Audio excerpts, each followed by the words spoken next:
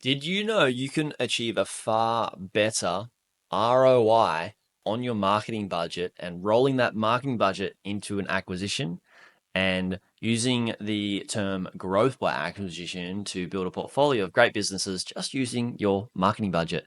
Hi, I'm Jaryd Krause. I'm the host of the Buying Online Businesses podcast. Today, I'm speaking with Marty Fahncke, who is a seasoned world-class marketer with over 30 years of experience in growing and scaling businesses. And he's also got over 2 decades of experience in mergers and acquisitions. And in that time, Marty's helped businesses scale to over $1 billion in revenue, and he's also executed over 450 million in mergers and acquisition transactions. And in this pod, Marty and I break down who he helps acquire businesses, what size businesses, what type of businesses in the online business space. We also talk about not just acquiring businesses, but we also talk about selling businesses, where sellers go wrong, what sort of lead time they need before they should sell their business, what happens the moment that they think they could sell their business and they get a little bit of a price, and why that can be a slippery slope and a fast decline in their business, and what they should be doing about that.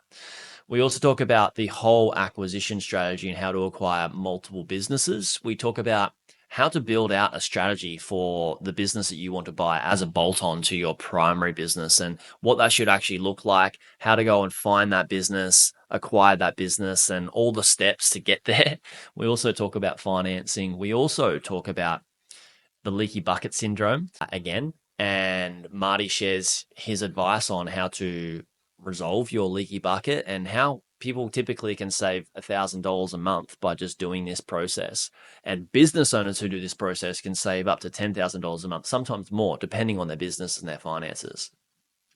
Marty's got so much experience in the online business space, in marketing, sales, and he's built out a great team in the mergers and acquisitions process. And we also talk about like how he sells businesses for people and his success and results in doing so. And yeah, there's so much in this. If you want to build out a portfolio of businesses and grow by acquisition, this is such a valuable podcast. You guys will certainly love it. Dive in and enjoy.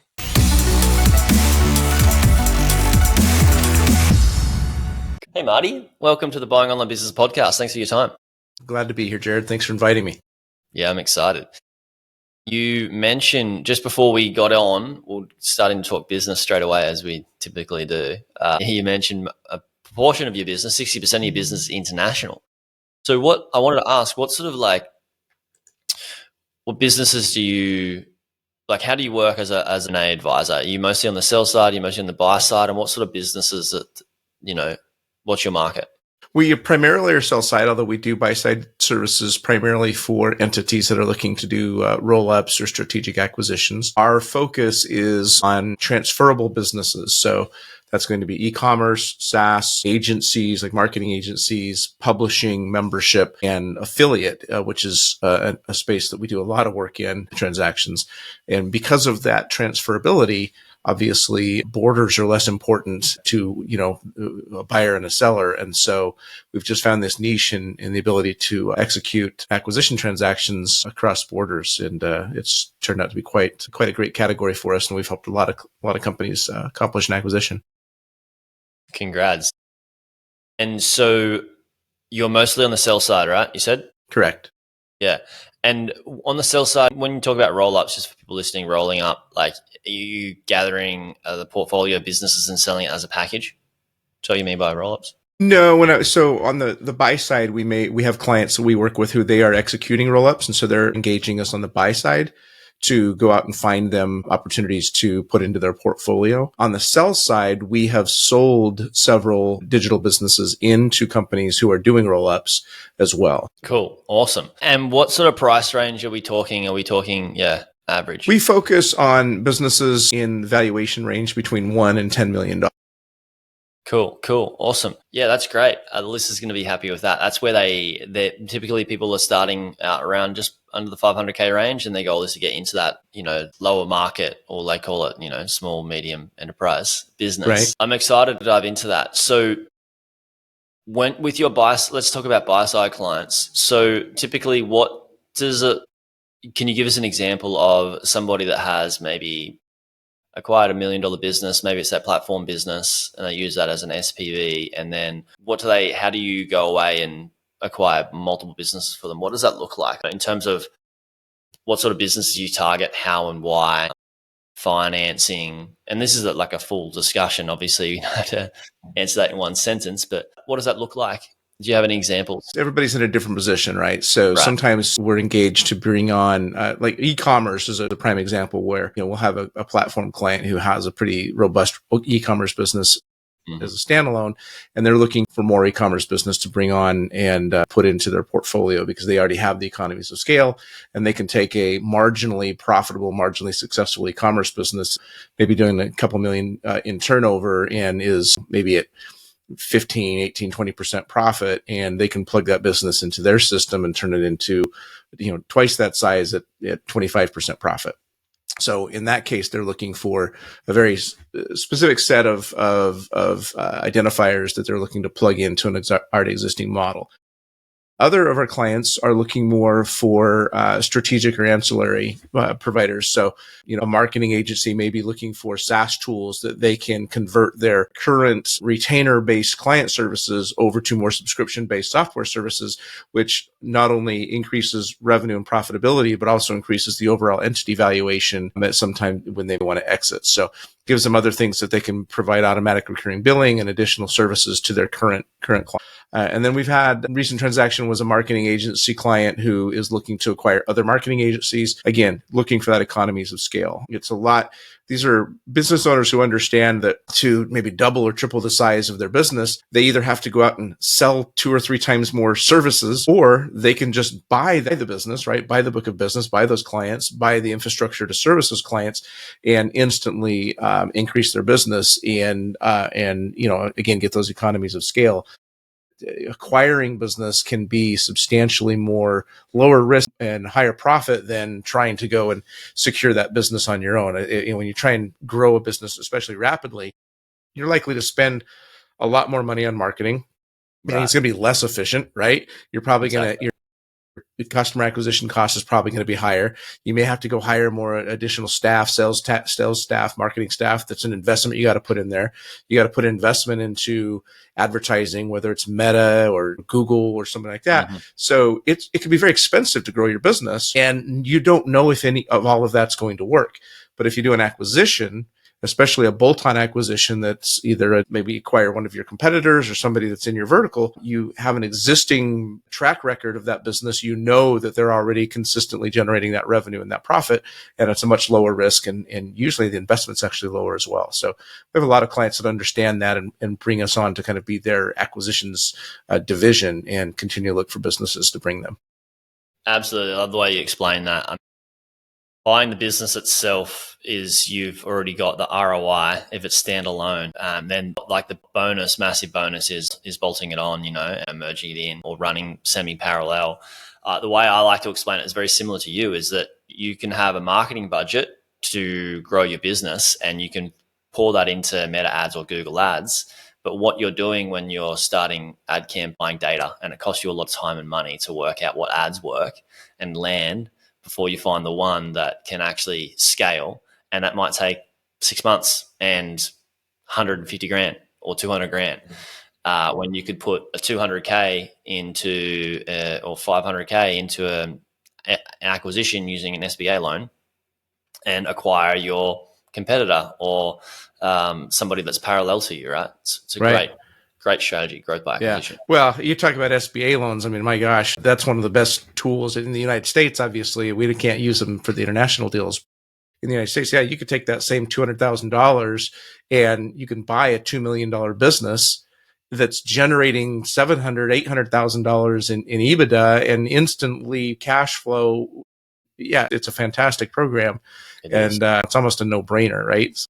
Go spend that money and gamble it, or spend it on almost guaranteed cash flow. I don't know why more business owners don't do this. Yeah. And, the way I like to think about it as well is like when people buy based on trust, and they also say that once you've already got the best customer you've got is someone that's already bought from you because they already trust you, right? Yeah. And they're going to typically spend more money. So if you go away and you're trying to push people from cold, not knowing who you are, to trust you and purchase your products through ads, buying a business where they've already bought from that business previously, there's already trust there. and then you can merge them together, and the chance of them continuing on and you increasing your customer lifetime value through multiple products is high. And you mentioned financing. Yeah, SBA, great for the people in the States. But what do you guys do with clients internationally? Raising funds? Do you help them raise funds, or refer them to people that can help them get funds? What does that look like? We refer them to people who can fund deals. There are other SBA-like programs in other countries. Canada, in particular, has BDC, which is an option. The UK has some funding options. For the most part, though, international transactions tend to be self-funded. I mean, usually it's a company that's got cash, and those transactions tend to not have a whole lot of third-party lending sources to them. We will sometimes have a minority lender in place, maybe that's doing 30 or 40% of the transaction, which may be a revenue-based funding or asset-based funding, something like that comes along and chips in part of it. But the majority is generally going to come from the buyer's own cash reserves on those international deals. Yeah, cool. What's the Canadian one? BBC, you said? And then what's the UK one? I'll have to look that up. You asked me, I couldn't think of the initials, but I'll have to look that up, and I'll check that out. That's fine. And when you say, maybe 30% of the deal funding, international revenue based, where's that funding typically coming from? Is it just friends and family, or is it just,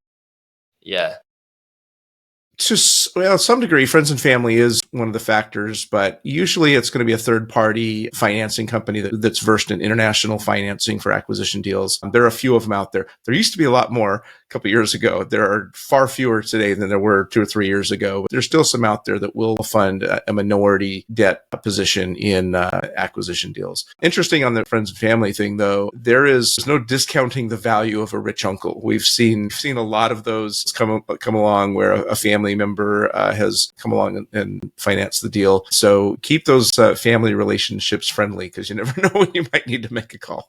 Definitely. And a rich uncle obviously just wants to help his nieces and nephews, right? Sure. If he's rich, or rich auntie, why not, help everybody out? So love it. Thanks for that. I want to ask about, where do people go wrong? Where do people mostly go wrong when they're trying to grow by acquisition? Where do people go wrong when they try to grow by acquisition? The first and most critical area I see people going wrong is they try to use acquisition to fix existing problems in their business. And that is the biggest mistake you can make. If you're going to grow by acquisition, you need to make sure that your existing business, your core business, is rock solid, that you have really excellent operational procedures, you have a really excellent team in place, that your cash flow is strong, that your financials are in place. Everything is running really, really solid. I see many times where a business is a little shaky, and so an owner gets, here's somebody on a podcast talking about growing through acquisition and goes, oh, that's my solution. I'll go buy another company and put it on top of this, and the extra cash flow and profit will solve all my problems. And it doesn't. It just magnifies the problems. Don't go out and try and grow through acquisition unless your core business is already very strong, very stable, and it's a foundation, right? When you build up a building, you put a strong foundation and then you go up from there. Your core business needs to have that strong foundation as well. I love that. Thank you for that explanation. I call that a similar philosophy is the leaky bucket syndrome. So somebody that wants to buy a business as their first business, and they want to go and acquire it with cash. We'll talk about financing secondly. But if they're trying to save money to acquire business for cash, and they're not able to save money because they don't know where all their expenses are in their own personal life, when they buy a business, the same thing's going to happen because they're operating the business. And then if you've got leaks, through, where you don't know where your money's going in your personal life and all this expenditure into entertainment expenses, and you try and save the cash to buy the business, and you buy the business, even though there's some leaks, the more money you put into that bucket, the more it's going to leak out, especially when you got multiple assets and multiple things going. And then if you add finance into it, if you debt service, it magnifies that. It magnifies it, right? Because the pressure, the more pressure on something into a leaky bucket. I used to be a plumber, so the faster it will it'll go out, right? Just, and then the same if you are going from one acquisition to multiple bolt-ons, it can be scary. Yeah. You mentioned the leaky bucket thing. Can I give a piece of advice that's not acquisitions related, but it's a hugely valuable piece of advice? Okay. In your personal finances, take 1 hour, and if your finances are controlled only by you, or then do it by yourself, or if your spouse or significant other is involved, sit down with it. Take 1 hour and go through every single one of your credit card, debit card, and bank statements and look for recurring charges that are unnecessary. When I give people this advice, the average individual or couple or family that does this finds over $1,000 in savings just by taking 1 hour to do this. If you're a business owner, do the same thing. The average business owner that I tell this, 1 hour, pull all your team together in this and go through what's this charge? Why do we need it? Who's paying for it? Is this the right level of service that we're paying for? And, could we get rid of this or go to a lower level of service? $10,000 is the average savings that a business owner does with 1 hour of just doing that one action. That is per the year leaky bucket. Yeah, in one fell swoop. No, in one, that's out the door. $10,000, the average business. You annualize that, it's much more. $10,000 per year, or are you talking about $10,000 per month they're saving? I'm talking about, in one sitting, they will save $10,000 and annualize that. It's $120,000 if you do that.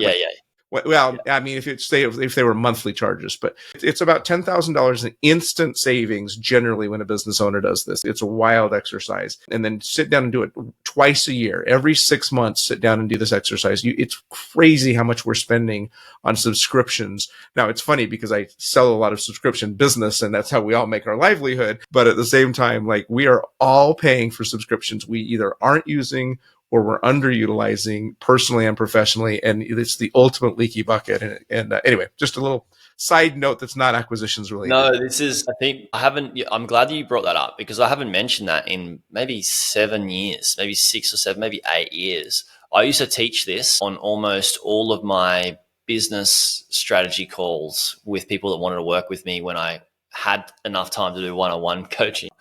And I would work with construction workers. And construction workers were able to save anywhere from $5,000 to $30,000 a year that they did not realize.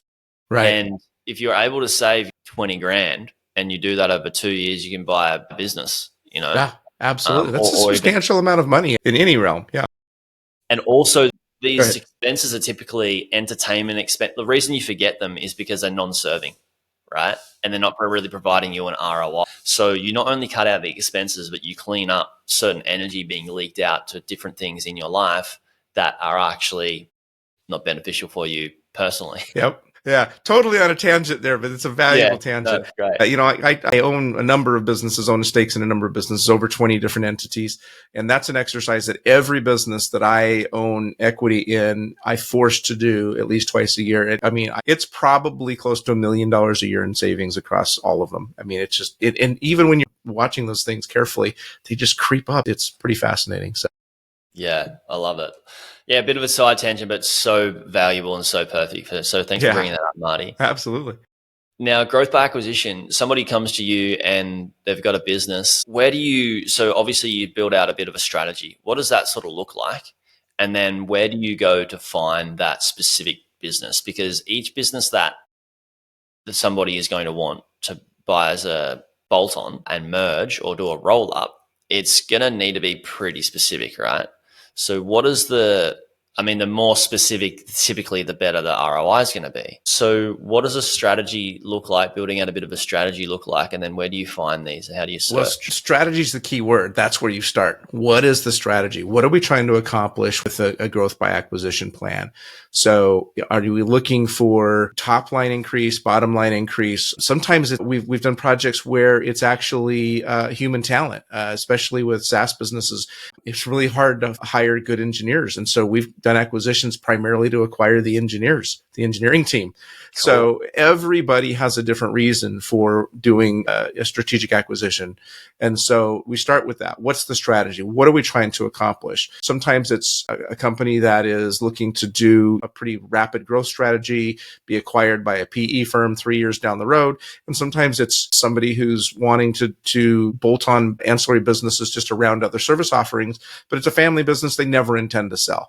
Those are two very different types of businesses that you might be looking for with regard to your acquisition strategy. So that's the core part, is figuring out what is the strategy, what is the client trying to accomplish, and then helping them to work through that and then identifying, okay, based on that, here's the type of businesses that make sense. And so then we create a very finite box of exactly who makes sense for an acquisition in that. And then we go out and start to look for them. So both on-market deals and off-market deals. On-market, obviously, they're already for sale. They're on the market. They're available already, and we look through those because they're there. We may as well look through them. Obviously, sometimes they work, sometimes they don't. And then off-market deals, we have various databases of where we can put in the criteria we're looking for, and then it's literally a cold call game. We reach out through email, LinkedIn, phone calls, direct mail. All those different methods to say, hey, are you interested in being acquired? We're representing a firm that's looking for a business just like yours. Because we are an intermediary, it's a little easier for us our clients generally tend to be anonymous, which can be an advantage. And then sometimes if they're a well-known company, or if people believe they have really deep pockets, they immediately go, oh, and they raise up their price and everything else. Where if we keep it anonymous, it tends to keep them a little bit more realistic. Yeah. But it's outreach, and then it's communication. And then from there, it's analyzing the opportunity and then crafting the deal structure and the offer and what that looks like. And, whether it's cash, whether it's equity, sometimes founders are excited about being a part of a roll up because they may be giving, 100% of their business up to another entity, but they're going to retain, say, 15% of something that's 20 times larger, right? So the math can work out. So, and what the vision is, again, it's got to match the strategy. So if one of our clients is just looking to grow and has no exit plan, then doing an acquisition from maybe a young founder who's really interested in maybe a big exit down the road, they're not going to be as interested in taking equity because that equity is never convertible to cash. So that's not a match. So we've got to find those. We've got to match all of that up together with the seller and the buyer. Negotiate a good deal and get it closed. When we usually hand it off from that point, and we have some partner companies that specialize in kind of integration, whether it be, team integration, technical integration, things like that we bring in to do kind of the handoff and integration for the most part. And we go out and look for the next deal once it's closed. So. Cool. Awesome. I love that. And so there's the outreach strategy. Is it typically, do you guys do that in-house, or do you have, work with a partner that helps you do the outreach strategy? It's all in-house, but it's often through contractors. Yeah. Especially the research and, building the lists and the initial contact is often contracted out. And then once we actually have a contact and somebody says, yes, I'm interested, then communication is all in-house. Yeah. That's the best way to go, because that's a business in itself. And I think using contractors is perfect. Plus, to be strategic in multiple different types of businesses that need to be acquired, to build a team that can cover all of that, like you might go through a few different contractors, right? That's really cool. And what percentage would you say of, because there's going to be a lot that you'll reach out to and a lot will say no, and once you do have somebody that's semi-interested, what percentage of like the businesses they're either asking for too much, or they're just valued too high, or not enough? All of them.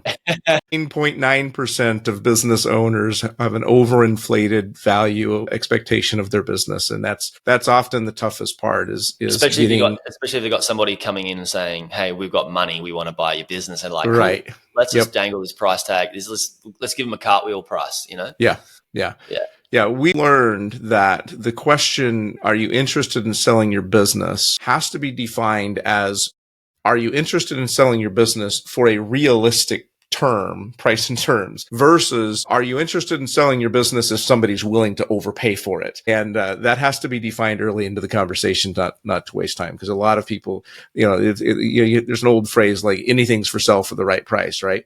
And the reality is most businesses aren't so unique that they command a premium price over something else. And so that's one of the toughest parts is getting valuation expectations correct. And that's where we come in again as intermediaries that help our clients, because if the client contacted them and said, hey, we want to buy you and we're willing to give you X, but you as a seller want Y, and there's this big gap in between, it can be a little tougher than where we're involved in the middle going, here's what the market says. Exactly. And here's a very detailed, valuation report that shows exactly what companies in your industry are selling for and how and why. And we've looked at it from multiple sources and multiple ways of calculating it, whether it's, SDE or EBITDA or whatever else. And it's fairly irrefutable, and we give them a range and say that's the bottom here and it's the top here, and that tends to have more weight than just like a buyer saying this is what I'll give you and a seller saying this is what I'll take, right? So Yeah. It's the same as investing in property. You just look at where the market's at in that particular area and look at comparables. And then, when an agent tells me this is what the property's worth, and my buyer's agent, or if I'm buying it myself, would be like, well, here we've got these comparables, like this is what it's in this range, and with right, indisputable data. right. Yeah, I love that. Yeah, cool. And then on the sell side, what's the typical lead time? When somebody comes and says, I want to sell my business, is it you have a chat with them and then 6 months time they're ready to go? Or, I wish people would give us 6 months. Typical lead time is a week. People call it, I'm ready to sell my business. And Yeah. what I ask people to give us is 3 years. Really, if you want to maximize the effectiveness of the sale of your business, 3 years is what you should be considering, because there are a lot of things that you need to be doing to whether it's your SOPs, your operating system, your financials. I see so many businesses. I just literally got off a call right before this podcast where their business is in an aggressive tax mitigation strategy, as many business owners are. And they're like, oh, I'm burying all my costs and making no profit. Well, guess what? It also means your business is substantially less valuable. Mm-hmm. And so for a period of time, you need to get out of a tax mitigation strategy and into a value maximization strategy. And if you haven't been doing that, you're shooting yourself in the foot. So I would love if people would call me 3 years before they're ready to sell, because I can get them substantially more money for their business. The reality is they usually call me when they're ready to sell, then we have to work with what we have to work with. Most of our business is through referrals. As a matter of fact, the 3 deals we've closed this year so far, 6 weeks into the year, we've had 3 deals closed. 2 of them were repeat customers who've either bought or sold businesses from already, and 1 was from a referral. And so I am getting more and more clients who are a little more lead time because they're talking to somebody else and they're saying, hey, I'm thinking about selling. And then, maybe it's that 3-month or 6-month lead time. Most sellers that call us are ready to sell right when they call us. And like if you're even thinking, if you're a business owner and you're even thinking about selling your business, the time to start the process and ask for help is now. And the reasons I just gave are very good, because preparing your business for sale. But there's something else I've seen, which is very interesting. If you own a business and the thought of selling the business even enters your mind, it allows for a little area of like diminished light. It's almost like your energy becomes a little bit less. And I've seen business owners who have a great business. Maybe it's on the upswing or maybe it's plateaued. But the moment they even entertain the thought of, man, you know what? Maybe I should just sell this thing, their business starts to diminish. They just lose some energy. They lose some spark. And oftentimes they put it off. And then all of a sudden they're 6 months or a year and a half down the road, and they're looking back going, man, why is my business doing so terrible? And if they think about it, they started thinking about selling at this point. It's when maybe they got burned out, or maybe their partner and they got into a dispute or something. Yeah. And so if you're even thinking about selling your business, you really need to be realistic with yourself about what the future looks like. Because if you're having that thought now, you're probably not putting 110% into it from that point forward. And as an entrepreneur, if you're not putting 110% into your business, it's probably going down. So just a little psychological phenomenon I've noticed over the years. Yeah. And that, I love that. And then when you do have that small little thought, is like, okay, you could sell it. How do you remove yourself as a key person dependency and risk as soon as possible? Yeah. To make the business more desirable and more attractive, to get a possibly higher multiple as well. Man, that's the key, right? So if there's a saying that I attribute to one of my mentors, I don't know if you've ever had him on the show, on your podcast, Ryan Dice, but he says, the more valuable you are to your business, the less valuable your business is, right? The more valuable you are to your business, the less valuable your business is. It's 100% true. And so I want to dig into that soon. Okay. Yeah. And then we can talk about the how. Yeah. But let's talk about the how, because we actually communicated that through email as well. The more value you are to your business, the less valuable your business is. And I understand it logically. Yeah. But go through it and share with us that. Well, yeah. So if you're a business owner and you're working 40, 50, 60 hours a week, then you have a full-time job.